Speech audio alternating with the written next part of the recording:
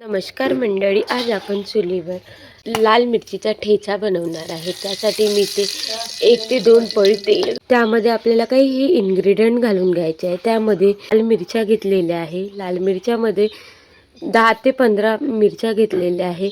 त्यामध्ये कस्तुरी मेथी घेतली आहे, जिरं घेतलं आहे, मोहरी घेतली आहे, मीठ घेतलेलं आहे आणि हे आपल्याला यामध्ये घालून घ्यायचं आहे। हे पूर्ण जिन्नस आपल्याला व्यवस्थित मंद आचेवर तव्यावर भाजून घ्यायचं।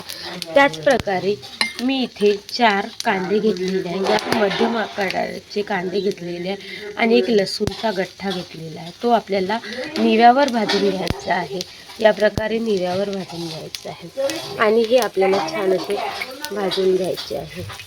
छान हळूहळू परतून घ्यायचे आहे। मंद आचेवर ते आपल्याला सगळे जिन्नस भाजून घ्यायचे आहे। मी थोडी सोपसुद्धा घालून यामध्ये घेतलेली आहे। कस्तुरी मेथी घातलेली आहे, मिरची घातलेली आहे, थोडं अद्रक घातलेलं आहे किसलेलं। नंतर आपल्याला हे छान भाजून घ्यायचे आहे।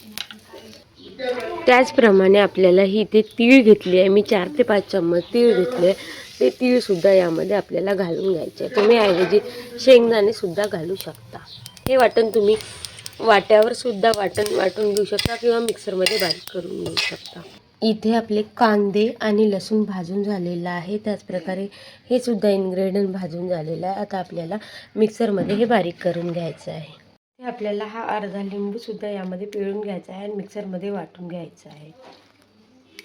इथे ही आपली चटणी छान अशी बारीक झालेली आहे, तुम्ही बघू शकता। इथे मी 4 पळी तेल घालून घेतलेलं आहे। त्यामध्ये जिरं, मोहरी, तुम्हाला आवश्यकतेनुसार कढीपत्ता सुद्धा घालू शकता।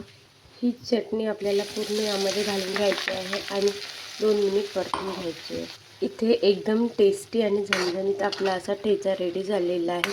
तुम्ही गरम चुलीवरच्या भाकरीसोबत किंवा गरम चुलीवरच्या पोळीसोबत सर्व करू शकता। Like, share and subscribe. Thank you.